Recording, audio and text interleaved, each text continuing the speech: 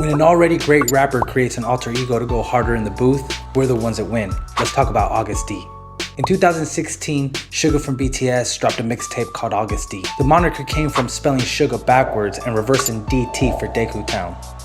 On the mixtape, Agust D was able to address the issues from going through the highs of stardom and the lows of envious onlookers trying to detract from the young rapper's success. But he got at them the best way you come at a hater, and that's by throwing your success in their face. You can feel the anger coming from his voice, and the music perfectly matched the energy of the vocals. There was also an emotional side to the lyrics, as well as some songs where Agust D opens up about some experiences he had growing up. He joked about making it in music, when at the time in his town, the best thing that could have happened was him ending up in the music academy, and his journey of leaving his town and being a country bumpkin. He also mentioned his struggles of having to wake up early in the morning to go work and how it affected his school. While others acted being poor but were really rich, a lot of the time, some of the meals were more than his monthly allowance. Yoongi also addressed his mental health and his battles with OCD, depression, and social anxiety. He mentioned how his struggles made him feel lonely, how when his parents went to meet with his therapist and him, they just didn't understand, and he admitted that sometimes he didn't understand himself.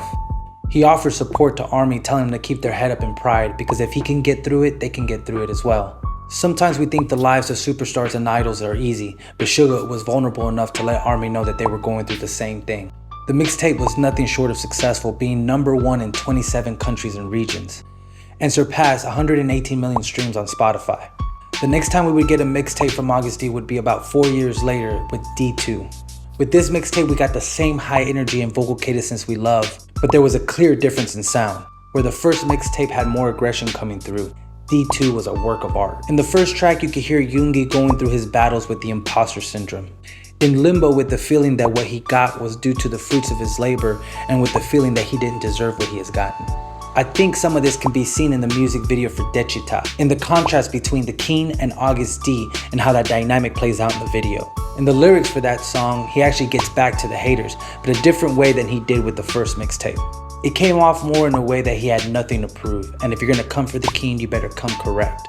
Agust D also shares his takes on political and social issues, showing that he's a deeper thinker while other rappers are just rapping about surface level things. And because he's a real person, he takes the time to address mental health issues in this mixtape as well.